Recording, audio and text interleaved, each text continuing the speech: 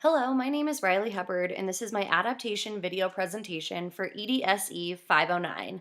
I'm a post-baccalaureate master's student at the University of Northern Colorado. As a future physical educator, this presentation emphasizes potential adaptations I can use in my classroom, specifically at the elementary aged level. The first thing to address is the definition of an adaptation. According to 401 practical adaptations for every classroom, practical adaptations are strategies to support students with special needs and to improve their learning.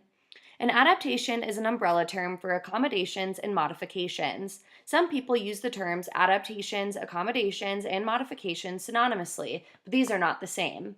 A modification changes content or instruction. An example of a modification is when you use different grade level material for some students. On the other hand, accommodations do not change the content or instruction. A common accommodation is allowing students more time to take a test. There are many types of adaptations. John's includes adaptations for a shoestring budget, lectures, worksheets, behavioral, environmental, movement, vocabulary, student response, timing and schedule, note-taking, testing, and homework. In this presentation, I will focus on adaptations for worksheets. Many worksheets in today's schools overwhelm students with special needs and are difficult to understand.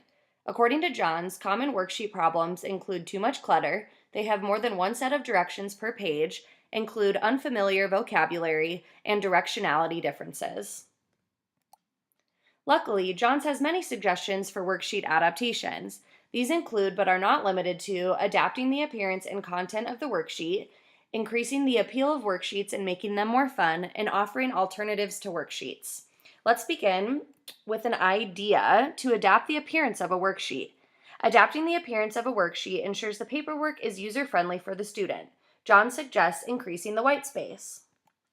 This is an example of a cluttered worksheet that does not have enough white space. When there is not enough white space for students to fill in their answers, they become frustrated. As you can see now, this worksheet has ample amount of white space for students to fill in their answers.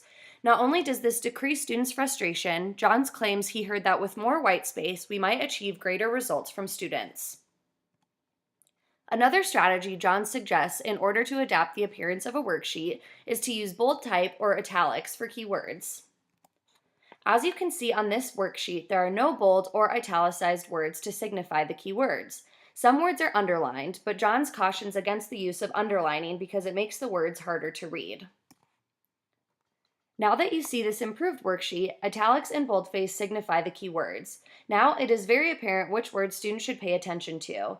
The italics and bold type direct the students' eyes to key details such as how many skills they need to include, the types of skills to include in their routine, and the fact that they may choose the order.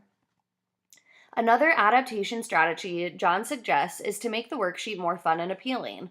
For students who do not want to do a worksheet, increasing the appeal will hopefully make the assignment more desirable. One way to do this is by utilizing the Nintendo effect. Johns describes the Nintendo effect as capitalizing on a student's interest when planning academic activities. For the before example, this is just a blank worksheet asking the student to identify cues for proper jumping and landing form. In the after example, the Nintendo effect is being utilized. This worksheet would be designed for a student that is interested in Mario Kart. By incorporating Mario, this engages the student more and increases motivation. The final strategy Johns provides for worksheet adaptations are to offer students alternatives to worksheets. The following activities alter the format in which the students can demonstrate their knowledge. This reduces the amount of paperwork and presents the material in a less overwhelming manner. The first alternative to a worksheet is called the red rubber ball. This is an example of an ordinary worksheet asking students to identify the different types of exercises. The students are going to demonstrate their knowledge of different components of health-related fitness, including muscle strength, muscle endurance, flexibility, and aerobic endurance. Now we take a look at an alternative to a worksheet, the red rubber ball. For this adaptation, I wrote down different types of exercises on a beach ball. It is nice to use a beach ball so it can deflate and be easily stored. The student will throw the ball up in the air and catch it. When the ball is caught, whichever exercise the student's left thumb lands on, they will write it down, identify the category, and perform it. I would request that the student repeat this 5 times. Another benefit to the red rubber ball adaptation in physical education is it helps the students gain practice in tracking objects catching form.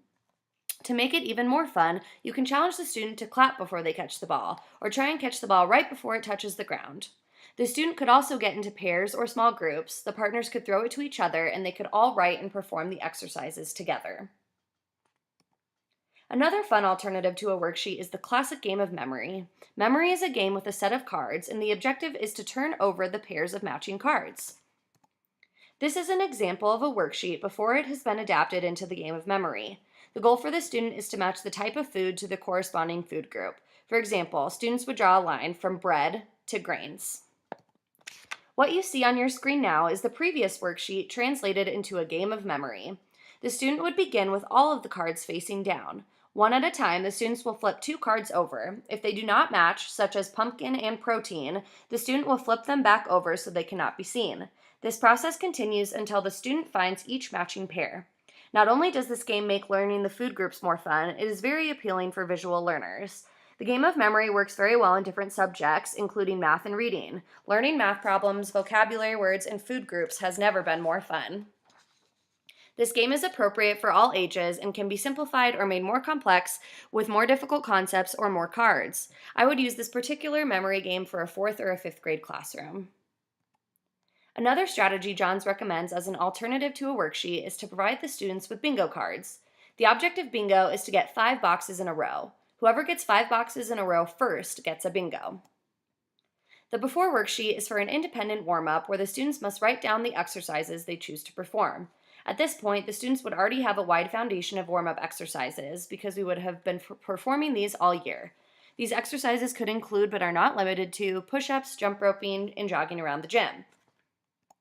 Now, this is an example of a bingo card that I used with a 4th grade classroom last year. In relating to the previous worksheet, the student or a pair could take a bingo card and choose any 5 exercises that would create a bingo. For example, the student would complete the 5 boxes in the top row. This strategy will give the students autonomy, but it also provides structure and fun. The nice thing about a bingo board is you can adjust how many exercises you want your class to participate in. For example, you can require them to make an X on their board, which would require them to participate in 10 exercises rather than 5. The fun part about using bingo cards is you can make a game out of it with the whole class. I utilize this strategy in my lesson. The key is, if you are going to play bingo with multiple boards, is to ensure that each board is different to allow for fun competition. I completed this in Microsoft Word by simply making a table and inserting pictures. Each student was paired up, and I was the exercise caller. I picked an exercise out of a hat. The students would find the exercise, put an X through it, and we would all perform the exercise together. Whichever team got a bingo first got to choose an exercise for the whole class to perform. The kids really got into it. One recommendation with a bingo board is to laminate them to provide opportunities for further use. We also used dry erase markers to mark the boxes, and this worked well.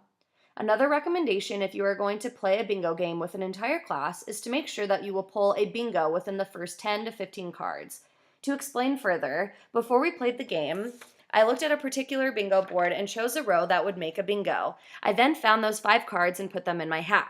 I then put about 10 more cards into my hat, so there was a total of 15 cards to choose from.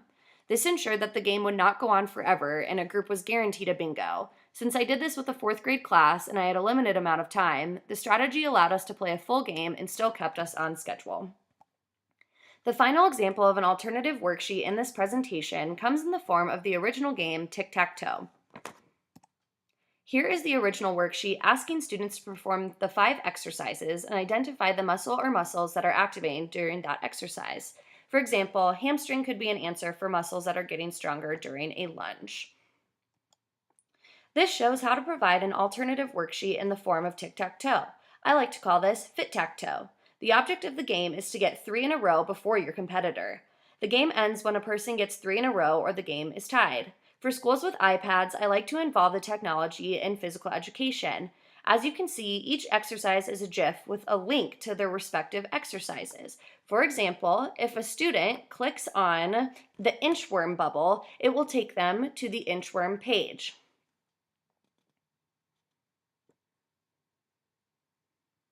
This includes reps they can complete for their chosen level, a GIF of how to perform the movement, as well as helpful tips. The students can click the beating heart to return to the home page. The students get a choice for which exercises they want to complete, and it is super fun. Even though some schools do not have iPads, this game can be played without technology. Instead, exercises can be written on polyspots, and beanbags can be placed on the spots to signify which spots are taken.